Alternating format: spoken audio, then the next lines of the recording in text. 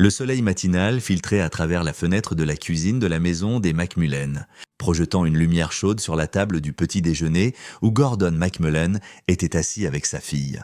Catherine. À 42 ans, Gordon se comportait avec la confiance tranquille d'un homme qui avait vu les coins les plus sombres du monde et en était sorti indemne. Ses cheveux coupés courts montraient des fils gris aux tempes, et ses mains scarifiées et calleuses bougeaient avec une efficacité exercée tandis qu'il retournait des pancakes sur l'assiette de Catherine. « Papa, ils sont encore brûlés sur les bords », dit Catherine en lui souriant. À 12 ans, elle avait les yeux bruns chaleureux et le sourire contagieux de sa mère. Bien que sa personnalité soit tout feu et détermination, ça s'appelle la caramélisation. « Ma petite, c'est de la cuisine raffinée », répondit Gordon en s'installant sur sa chaise en face d'elle. « Ta mère aurait appelé ça de l'incompétence. » L'expression de Catherine s'adoucit à la mention de Mary. 3 ans s'étaient écoulés depuis que le cancer l'avait emporté, mais son absence planait encore dans l'air comme une brume matinale. Gordon avait quitté la Delta Force 2 mois après l'enterrement, incapable de concilier son devoir envers son pays avec celui envers la fillette de 12 ans qui avait plus besoin de lui. « Whitney m'a invité à une fête ce soir », dit Catherine en versant du sirop sur ses pancakes. « Chez les Townsend. Son frère aîné invite des amis. » La fourchette de Gordon s'arrêta à mi-chemin de sa bouche. « Quel âge a-t-il? Des terminales au lycée? Je crois. » Mais Whitney a dit que ce serait juste de la musique et traîner ensemble. Ses parents seront là. Le détecteur de mensonges que Gordon avait développé au cours de 18 ans d'opérations spéciales hurla un avertissement. Mais il avait aussi appris que la confiance était essentielle. Catherine ne lui avait jamais donné de raison de douter d'elle. Elle était intelligente, responsable, mature au-delà de ses années en raison de la perte prématurée de sa mère. « À la maison à 22 heures, dit-il enfin, et garde ton téléphone allumé. Si quelque chose de bizarre se passe, de l'alcool, quoi que ce soit qui te mette mal à l'aise, appelle-moi immédiatement. »« Papa, je ne suis pas un bébé. »« Non. »« Mais tu es mon bébé. C'est différent. » Catherine leva les yeux au ciel mais sourit. « Oui, monsieur. » Ce soir-là, Gordon observa depuis le porche d'entrée tandis que Catherine montait dans la voiture de la mère de Whitney Townsend. Quelque chose le rongeait au ventre. Le même instinct qu'il avait gardé en vie à Fallujah, dans l'Hindoukouche et dans une douzaine d'autres trous infernaux où des décisions, en une fraction de seconde, signifiaient la différence entre respirer et se vider de son sang. Mais il fit un signe de la main, força un sourire et rentra à l'intérieur. Il essaya de lire, essaya de regarder la télévision.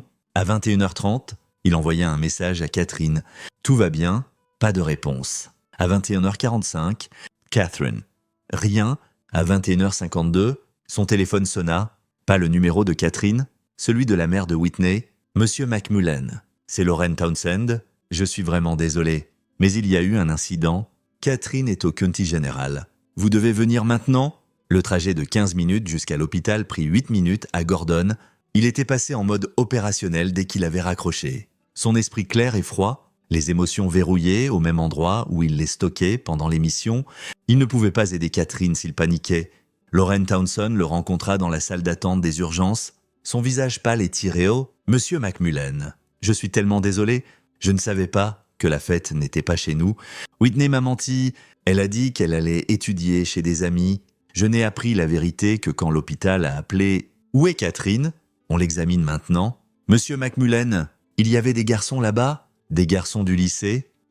Sa voix se brisa. Je ne sais pas exactement ce qui s'est passé, mais quand la police l'a amené, il y avait du sang et des bleus, et les mains de Gordon étaient des poings serrés le long de son corps. Sa respiration contrôlée? Qui? L'équipe de football. J'ai entendu un officier dire que c'était des joueurs de l'équipe universitaire. Monsieur Macmullen, je suis si... Il se dirigeait déjà vers le poste des infirmières quand un médecin sortit de la zone de traitement. Pamela Pierce, selon son badge, était une femme d'une 50aine d'années aux yeux bienveillants qui avait vu trop de souffrance. « Monsieur Macmullen, je suis le docteur Pierce. Votre fille est stable.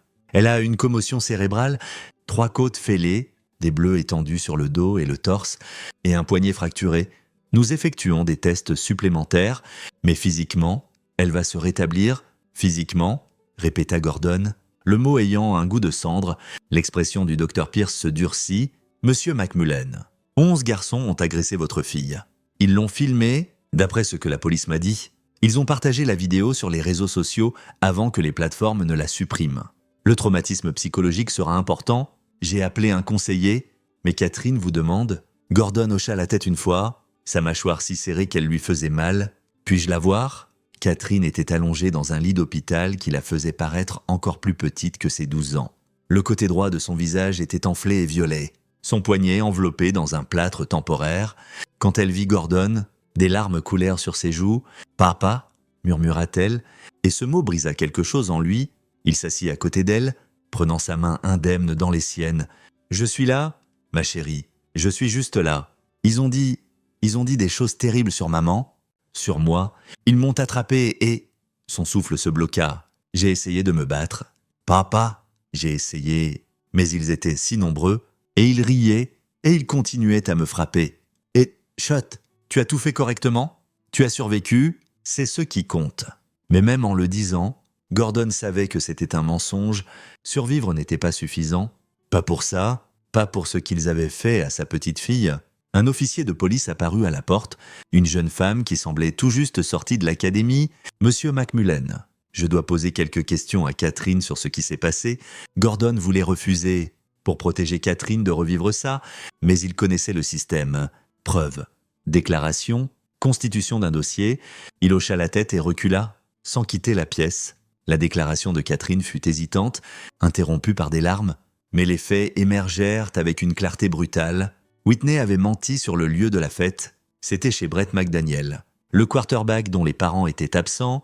Catherine n'avait pas voulu aller à une fête pleine de garçons plus âgés, mais Whitney l'avait convaincue que ce serait bien. À leur arrivée, il n'y avait pas d'autres filles, juste 11 membres de l'équipe universitaire de football déjà en train de boire. Catherine avait essayé de partir, ils avaient à bloquer la porte.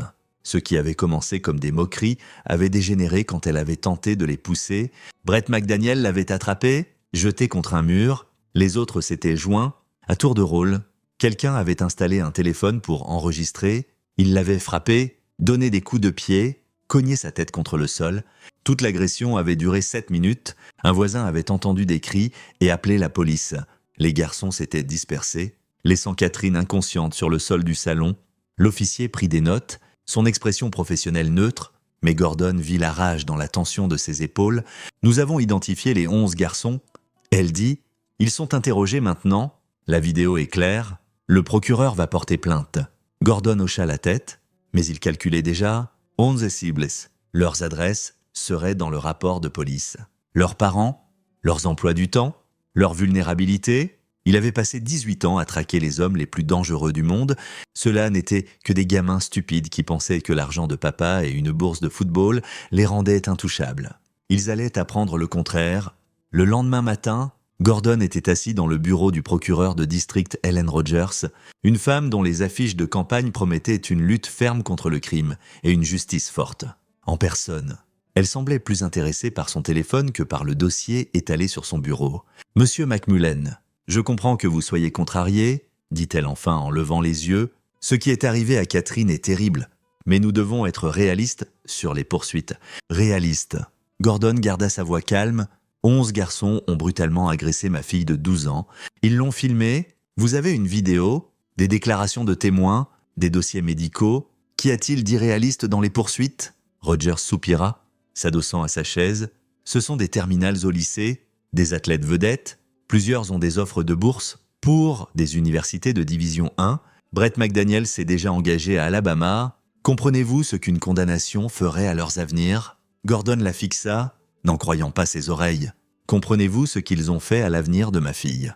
Je suis compatissante, Monsieur McMullen, mais nous devons considérer tous les facteurs. Ces garçons ont fait une erreur. Une erreur ?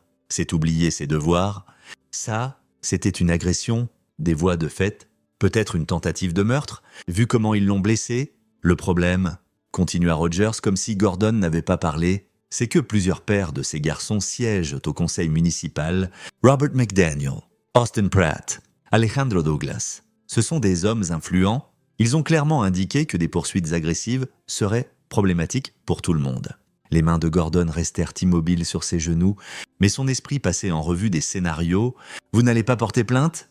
Je poursuis une approche plus mesurée, probation, service communautaire, counseling obligatoire. Les garçons seront punis, mais d'une manière qui ne détruit pas toute leur vie pour un seul incident. Un incident où ils ont mis ma fille à l'hôpital. Je comprends que vous soyez en colère. Mais non, dit Gordon calmement en se levant. Vous ne comprenez pas. Vous n'avez jamais compris ce que signifie protéger quelqu'un. Mais vous le comprendrez. Il sortit avant qu'elle puisse répondre. Dans son camion, Gordon resta assis sur le parking et passa un appel. Le numéro n'avait pas changé en 3 ans. Calvin, c'est Gordon. La voix de Kelvin Galvan arriva, chaude et familière. Mac, bon sang. Frère, c'est bon d'entendre ta voix. Comment va la vie civile? J'ai besoin de l'équipe. Tous? À quelle vitesse pouvez-vous venir en Caroline du Nord?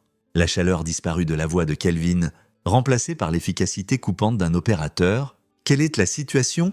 Catherine a été agressée. 11 garçons. Le procureur ne poursuit pas parce que leur père possède dans cette ville. Le silence dura 3 battements de cœur.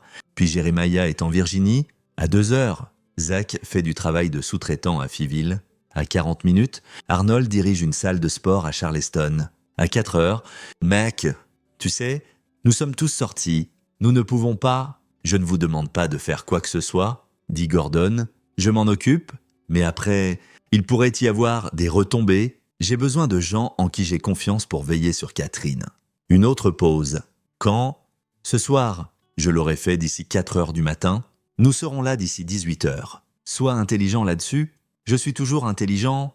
Calvin, c'est pourquoi je suis encore en vie. Gordon passa l'après-midi dans son atelier au sous-sol à rassembler du matériel. La maison avait appartenu aux parents de Mary, construite dans les années 70 avec un sous-sol spacieux que Gordon avait converti en une combinaison de salle de sport et d'armurerie.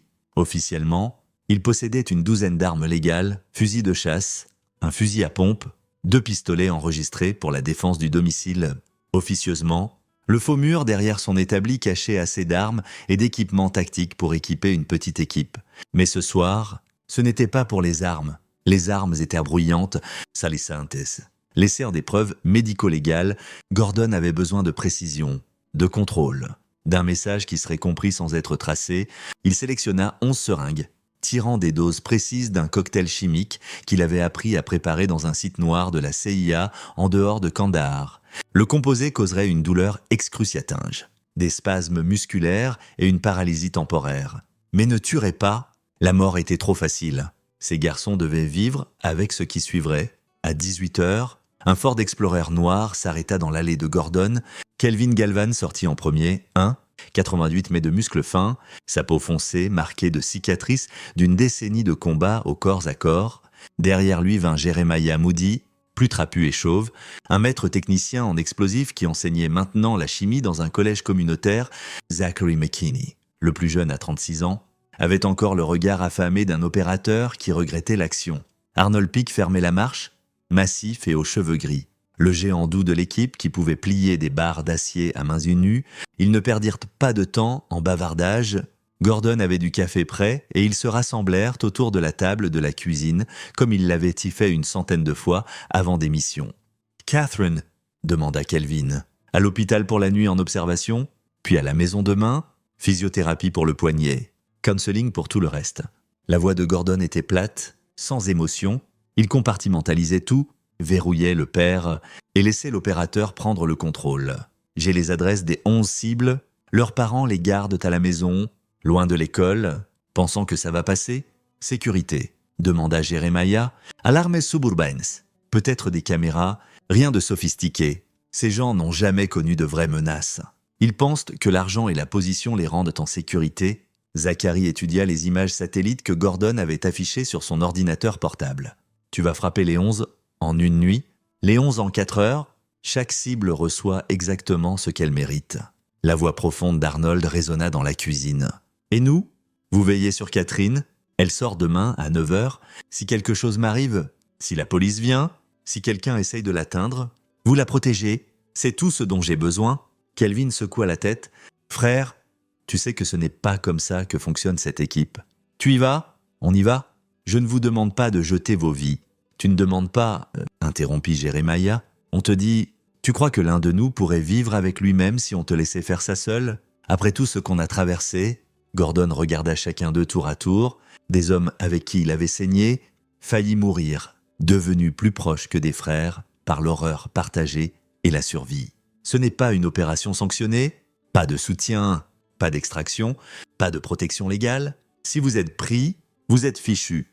Alors on ne se fait pas prendre, dit simplement Zachary. Quel est le plan? À 21h, ils avaient affiné l'opération. Gordon s'occuperait des cibles réelles. C'était personnel, et c'était sa main qui devait délivrer la justice. L'équipe assurerait la surveillance, gérerait les complications et assurerait une extraction propre. 4 heures, 11 cibles, entrer et sortir comme des fantômes avant que quiconque sache qu'ils étaient de là. À 22h, ils partirent. La première cible vivait dans un McMansion au nord de la ville, Brett McDaniel. Le quarterback, le meneur, celui qui avait jeté Catherine contre le mur. Gordon observa la maison depuis la rue d'en face, notant la seule lumière allumée dans une chambre à l'étage. Le père de Brett, Robert, siégeait au conseil municipal, possédait 3 concessions automobiles et n'avait probablement jamais entendu « non » de toute sa vie privilégiée. Son fils avait hérité de cette arrogance. Le téléphone de Gordon vibra. « Testo Claire de Calvin ». Il traversa la rue comme une ombre, se déplaçant avec l'efficacité de milliers d'heures d'entraînement. Le système d'alarme de la porte arrière était risiblement simple. Gordon le contourna en moins de 30 secondes. À l'intérieur, la maison était silencieuse, sauf pour le bourdonnement d'appareils coûteux et le son distant d'une télévision. La chambre de Brett était au 2e étage. Gordon monta les escaliers sans un bruit, testant chaque marche pour les grincements. La porte était fermée mais non verrouillée. À l'intérieur, Brett McDaniel était étalé sur son lit en boxeur, scrollant sur son téléphone. Il ne remarqua Gordon que quand une main se plaqua sur sa bouche. « Ne crie pas !» murmura Gordon. « Ne bouge pas. Si tu coopères, ce sera fini en 60 secondes. » Les yeux de Brett s'écarquillèrent de terreur. Bien qu'il ressente une fraction de ce que Catherine avait ressenti, Gordon enfonça la seringue dans le bras de Brett. Enfonçant le piston, le garçon essaya de se débattre, mais la poigne de Gordon était de fer. En quelques secondes, le cocktail fit effet. Le corps de Brett se raidit, muscles spasmodiques, sa bouche ouverte en un cri silencieux, tandis que les récepteurs de douleur s'activaient dans tout son système nerveux. 7 minutes, dit Gordon calmement, observant le garçon convulsé. « C'est combien de temps vous avez fait mal à ma fille?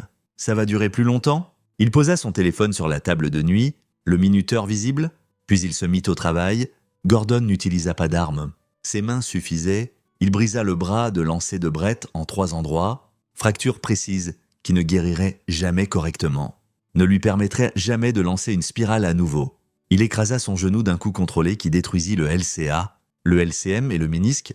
Le garçon ne pouvait pas crier, ni même gémir, paralysé par la drogue, tandis que son corps essayait de traiter les dommages catastrophiques.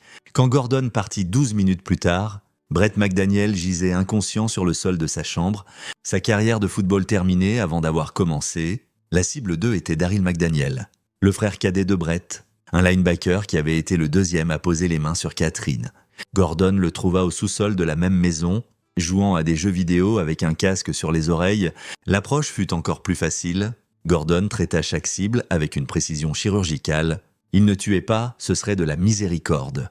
Au lieu de cela, il détruisait systématiquement les parties de leur corps qu'il valorisait le plus. Les mains pour ceux qui avaient filmé, les genoux pour les coureurs, les visages pour ceux qui s'étaient moqués de Catherine pendant qu'elle saignait. À 1h30, 9 cibles étaient tombées. Gordon se déplaçait dans la nuit comme la mort elle-même. Inarrêtable et inévitable, Stuart Bishop vivait seul dans un appartement-garage converti derrière la maison de sa mère. Pas de père dans le tableau, une mère seule travaillant en double pour soutenir les rêves de football de son fils. Gordon eut presque pitié d'elle, presque. Stuart avait été celui qui avait donné 3 coups de pied dans les côtes de Catherine. Selon la déclaration, Gordon s'assura de rendre l'appareil avec intérêt, fracturant 6 côtes du garçon et perforant un poumon, pas assez pour tuer, mais assez pour que chaque respiration pour le reste de sa vie soit douloureuse. La cible finale était Romero Drake, le defensive end, qui avait monté la garde à la porte pendant que les autres attaquaient Catherine. Il avait été assez malin pour ne pas participer directement, mais il l'avait rendu possible. Dans le livre de Gordon, ça le rendait tout aussi coupable. La maison de Romero avait une meilleure sécurité. Son père, Alejandro, possédait une société de sécurité privée. Ironique. Gordon désactiva les caméras avec une impulsion EMP focalisée, se glissa par une fenêtre et trouva Romero dormant paisiblement dans son lit. Le garçon n'eut aucune chance. À 3h47, le téléphone de Gordon vibra avec un message de Kelvin. Toutes les cibles confirmées tombées. Service d'urgence répondant à plusieurs appels. Extraction immédiate suggérée. Gordon était déjà en mouvement, disparaissant dans la nuit tandis que les sirènes commençaient à hurler à travers la ville. Au lever du soleil, les 11 garçons étaient à l'hôpital, leurs parents hurlant pour des enquêtes policières.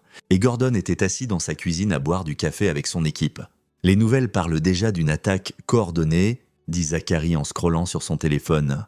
Ils parlent de terrorisme, de violence de gang.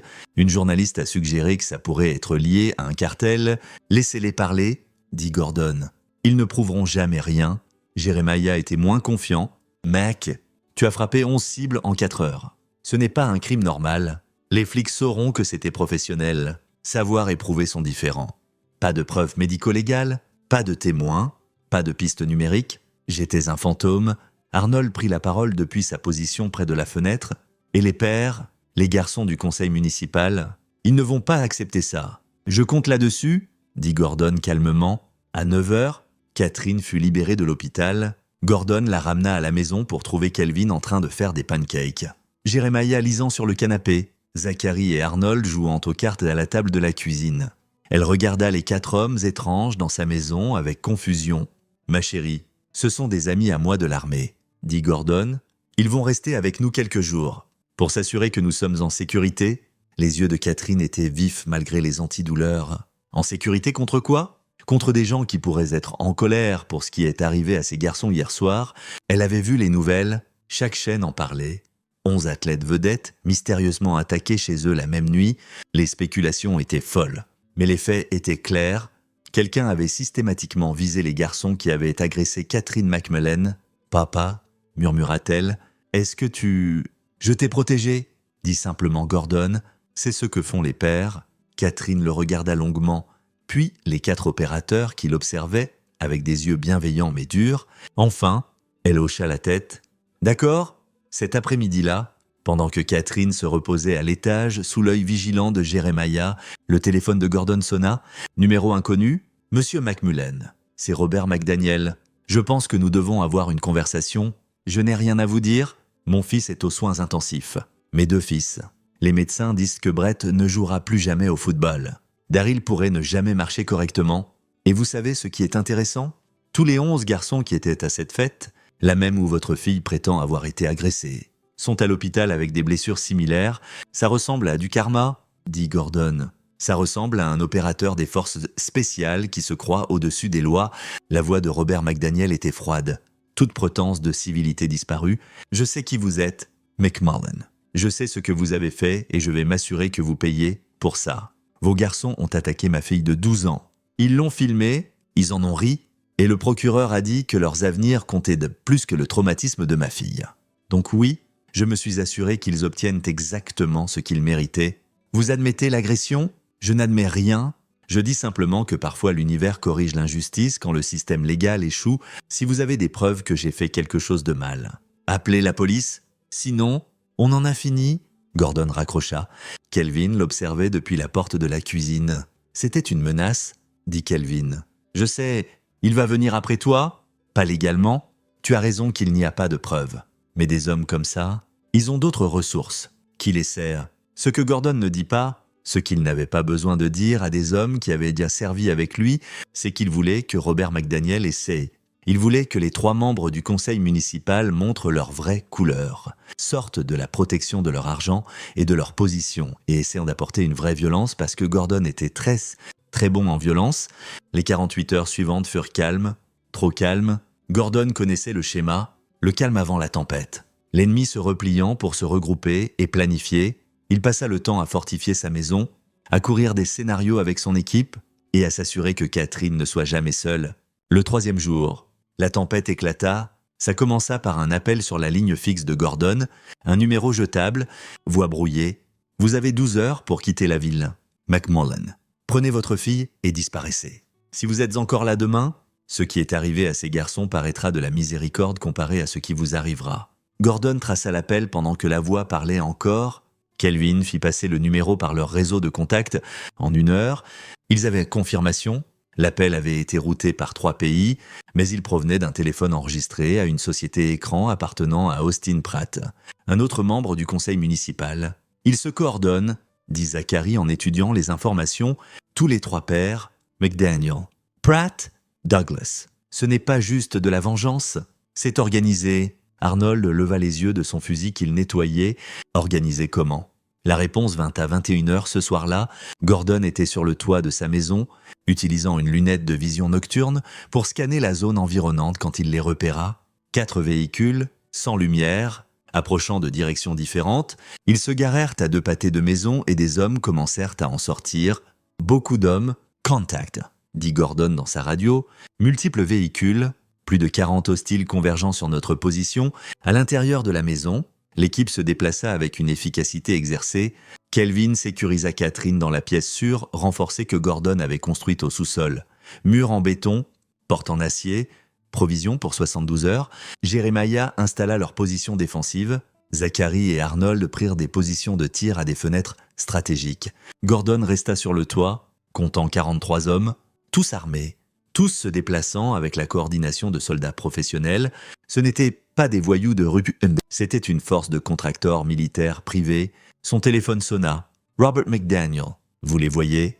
McMullen, c'est 43 des meilleurs opérateurs que l'argent peut acheter, anciens SEALs, Rangers, Force Recon, des hommes qui vous font passer pour un amateur. Vous avez 10 minutes pour envoyer votre fille dehors. Elle part indemne. Vous allez payer pour ce que vous avez fait à mes garçons. Le rire de Gordon fut froid. Vous avez envoyé 40 hommes pour en tuer un. Je suis flatté. Vous êtes mort? Vous ne le savez pas encore? Voici ce que vous ne savez pas. Robert, je ne suis pas seul. Et les hommes avec moi, nous ne sommes pas juste d'anciens forces spéciales. Nous sommes Delta, nous sommes ceux qu'on envoie quand les SEALs et les Rangers échouent. Vos 40 contracteurs, ils sont déjà morts, ils ne le savent pas encore. Gordon raccrocha et appuya sur sa radio. Toute position, armes libres. Montrons à ces amateurs comment travaillent les opérateurs. Le premier contracteur mourut avant d'avoir fait 5 pas vers la maison. Le tir de Jeremiah fut parfait. Fusil supprimé, tir à la tête à 200 mètres dans le noir. Le corps tomba silencieusement. Les contracteurs passèrent immédiatement en mode tactique. Mais ils faisaient face à une position fortifiée défendue par 5 des soldats les plus létaux que l'armée américaine ait jamais produit. La maison de Gordon avait été préparée exactement pour ce scénario. Kelvin déclencha la première surprise. Mine Claymore cachée dans la haie. L'explosion déchiqueta 6 contracteurs instantanément et les survivants se dispersèrent. Gordon en élimina 3 de plus depuis sa position sur le toit. Chaque tir précis et final, Zachary et Arnold établirent un feu croisé depuis les fenêtres et l'avance des contracteurs se transforma en déroute. Ça prit 17 minutes. Quand ce fut fini, 23 contracteurs étaient morts, 14 blessés et en fuite, et 6 s'étaient rendus quand ils avaient réalisé qu'ils avaient été attirés dans une boîte à tuer par des hommes qui avaient perfectionné l'art de la guerre asymétrique. Gordon attacha les 6 survivants avec des liens zip et fit appeler la police par Kelvin.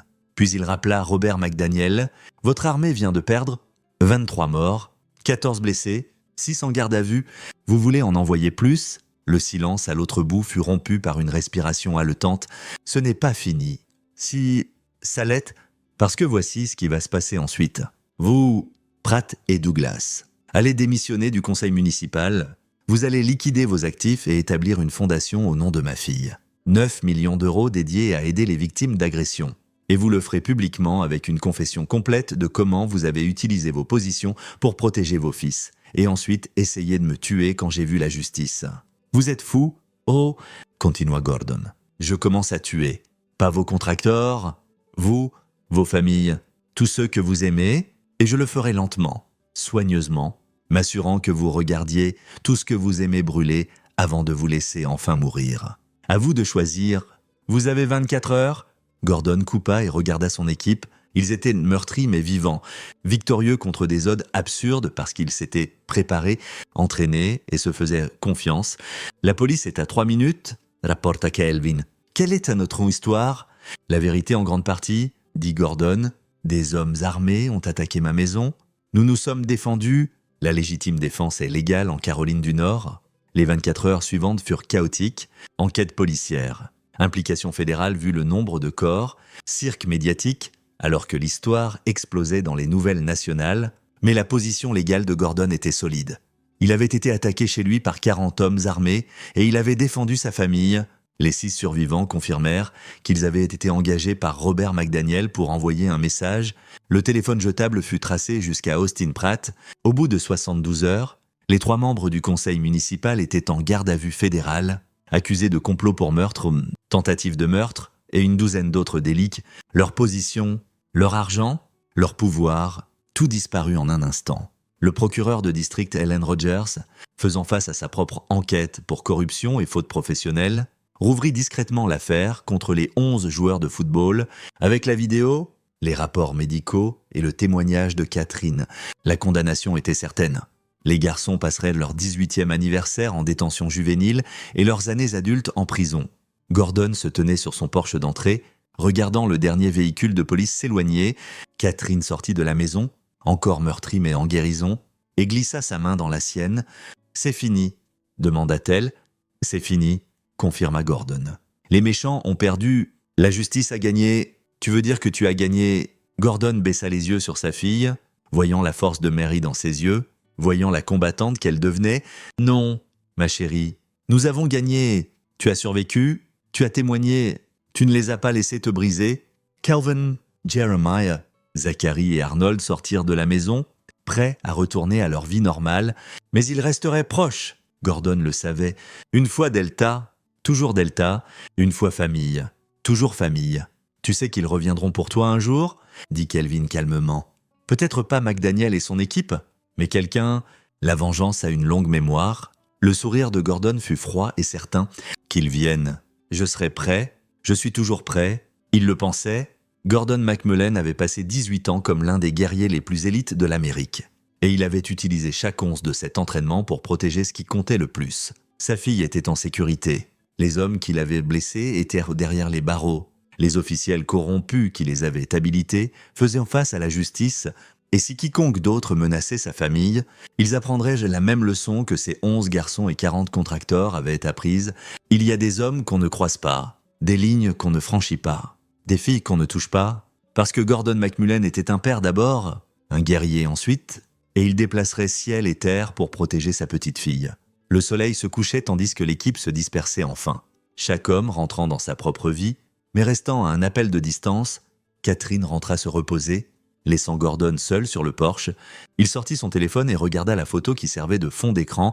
Mary, Catherine et lui-même d'il y a 4 ans, avant le cancer, avant la violence, quand le monde avait encore du sens, je l'ai gardé en sécurité, murmura-t-il à la mémoire, comme je l'avais promis. Le vent bruissait dans les arbres, et Gordon pouvait presque entendre la voix de Mary. « Je sais que tu l'as fait, j'ai toujours su que tu le ferais. » Il rangea son téléphone et rentra. Verrouillant la porte derrière lui, demain apporterait de nouveaux défis, de nouvelles batailles, de nouvelles menaces. Mais ce soir, sa fille était en sécurité, ses ennemis étaient vaincus, et la justice, la vraie justice, pas la version corrompue vendue par des gens comme Helen Rogers, avait prévalu. Gordon McMullen était parti en guerre pour sa fille et en était sorti victorieux. C'était tout ce qui comptait. L'histoire aurait dû se terminer là. Père et fille en sécurité. Ennemi vaincu, justice servie. Mais 3 semaines plus tard, une autre menace émergea d'une direction inattendue. Gordon était au rendez-vous de physiothérapie de Catherine quand son téléphone sonna. La voix de Kelvin était urgente. « Mac, on a un problème. Robert McDaniel a été libéré sous caution, charge fédérale. Il ne devrait pas pouvoir... Il a tiré des ficelles, un juge fédéral avec qui il est allé chasser. Il est sorti, et Mac, il n'essaie pas de fuir. Il est allé directement à une conférence de presse. Gordon afficha le flux en direct sur son téléphone. Robert McDaniel se tenait dehors du tribunal, flanqué d'avocats coûteux, son visage un masque d'indignation droite. « Mes fils ont été brutalisés par un justicier », dit McDaniel aux caméras assemblées. Gordon McMullen a pris la loi entre ses mains, paralysant définitivement 2 adolescents. Oui, il y a eu un incident à une fête, des adolescents faisant de mauvais choix, mais ce qu'il a fait était monstrueux. J'ai engagé de la sécurité pour protéger ma famille de cet homme dangereux. Et il a assassiné 23 personnes en se défendant. Je ne m'arrêterai pas tant que Gordon McMullen ne sera pas derrière les barreaux où il doit être. Le récit était malin, admit Gordon. Enlever le contexte, se concentrer sur le nombre de corps, le peindre comme un tueur fou de vengeance plutôt qu'un père protégeant sa fille. Ça pourrait même marcher sur un jury si les charges fédérales ne tenaient pas d'abord. Mais Gordon avait appris quelque chose au cours de ces années à combattre les ennemis de l'Amérique. La meilleure défense était souvent une offensive dévastatrice.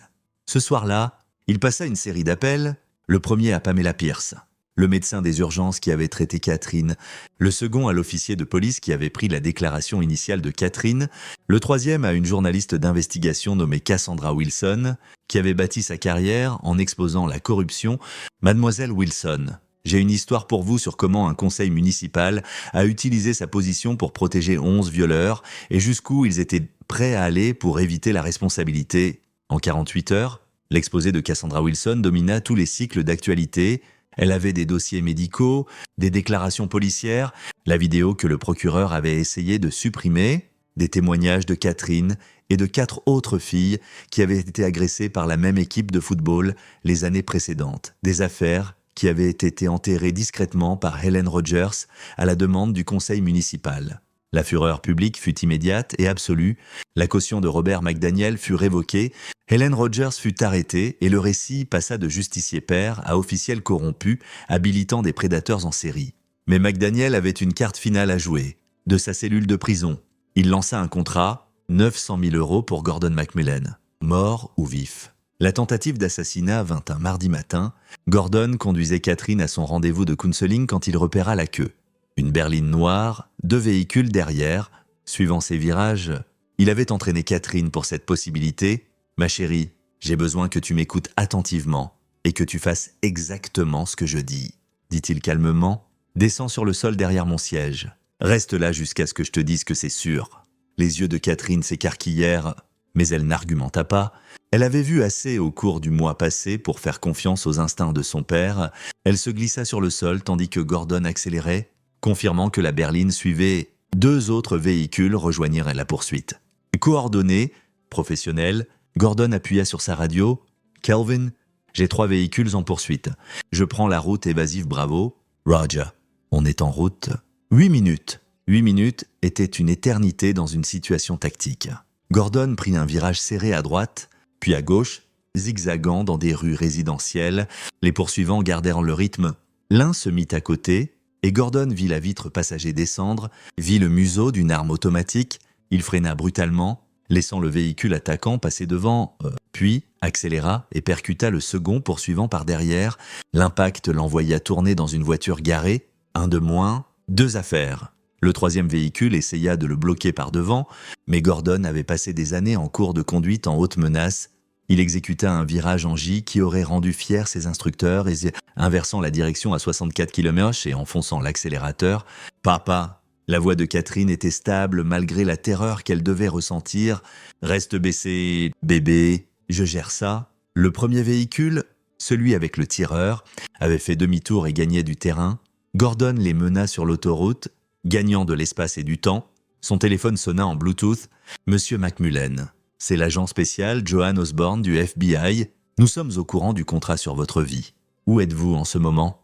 Autoroute 40 et 3 hostiles en poursuite.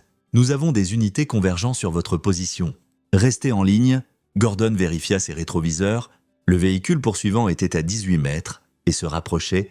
Le passager se penchait dehors avec ce qui ressemblait à un MP5, mitrailleur. « Catherine, couvre tes oreilles, » dit Gordon.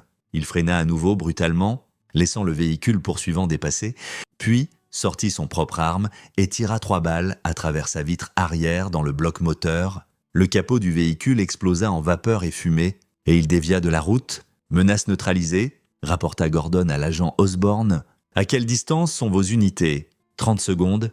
Monsieur McMullen, nous devons vous mettre en garde protectrice, vous et votre fille. Négatif, la garde protectrice signifie compter sur vous pour nous garder en sécurité. Je gère ma propre sécurité. Monsieur, il y a une prime de 900 000 € sur votre tête. Chaque contracteur a 2 balles et opérateur wannabe du pays va venir après vous. Qu'ils viennent, dit Gordon sombrement. J'ai une équipe, j'ai de l'entraînement et j'ai de la motivation. Quiconque vient après moi va finir comme ces 3 véhicules. L'agent Osborne soupira. Vous rendez mon travail très difficile. Votre travail est d'arrêter Robert McDaniel pour avoir lancé le contrat. Le mien est de garder ma fille en vie. Claire, Crystal, Gordon quitta l'autoroute et trouva une rue latérale calme. Catherine émergea de derrière le siège, tremblante mais indemne. Ils sont partis. demanda-t-elle. Pour l'instant, mais il y en aura d'autres. Catherine, j'ai besoin que tu comprennes quelque chose. Ce que j'ai fait à ces garçons, ce que j'ai fait aux contracteurs qui ont attaqué notre maison, je le referai tout pour te protéger. Mais j'ai fait des ennemis et ils ne vont pas s'arrêter. Alors, qu'est-ce qu'on fait ? Gordon regarda sa fille de 12 ans, voyant la force dans ses yeux, la détermination. Elle avait peur. Oui, mais pas brisée, jamais brisée. Nous survivons, dit-il simplement. C'est ce que nous faisons le mieux. Au cours de la semaine suivante, 4 autres tentatives d'assassinat furent faites sur la vie de Gordon. Chacune fut déjouée, parfois par l'habileté de Gordon, parfois par l'intervention de son équipe, parfois par pure chance. Mais chaque attaque rendait clair que la portée de Robert McDaniel s'étendait bien au-delà de ce qu'ils avaient anticipé. Le point de rupture vint quand quelqu'un planta une bombe dans l'école de Catherine. L'engin fut découvert avant détonation, mais le message était clair. Quiconque était après Gordon était prêt à blesser des enfants pour l'atteindre. Ça franchissait toutes les lignes, violait tous les codes. Gordon convoqua une réunion d'urgence avec son équipe. Ils se rassemblèrent dans un lieu sécurisé, un entrepôt appartenant à un contact de Jeremiah, et exposèrent la situation. « Ça finit maintenant » dit Gordon. « Pas plus tard, pas après le procès, pas quand McDaniel sera en prison. Maintenant, parce que la prochaine bombe pourrait ne pas être trouvée à temps. Tu veux l'attaquer dans une installation de détention fédérale » dit Zachary. Sceptique. « Mac, c'est une mission suicide. Je ne parle pas de le tuer. Je parle de mettre fin à sa capacité à mener cette guerre. Il utilise des sociétés écrans, des comptes offshore, des communications cryptées pour financer ses attaques. On coupe son argent, on coupe sa portée. » Arnold se pencha en avant, intéressé. Comment ? De la même façon qu'on coupait le financement aux cellules terroristes en Afghanistan, on trace l'argent, on identifie les comptes et on les vide. Chaque centime qu'il a va à des charities pour victimes, fonds de défense légale. N'importe où qui le blessera pire que la mort. Kelvin sourit lentement. Guerre financière. J'aime ça, mais on aura besoin d'un hacker. Je connais quelqu'un, dit Jeremiah. Ma nièce, elle travaille en cybersécurité pour un sous-traitant de défense. Mais elle a des compétences extrascolaires. 24 heures plus tard, ils furent rejoints par Flora Anderson, une jeune femme de 26 ans aux cheveux violets et au genre de génie décontracté qui faisait faire aux ordinateurs exactement ce qu'elle voulait.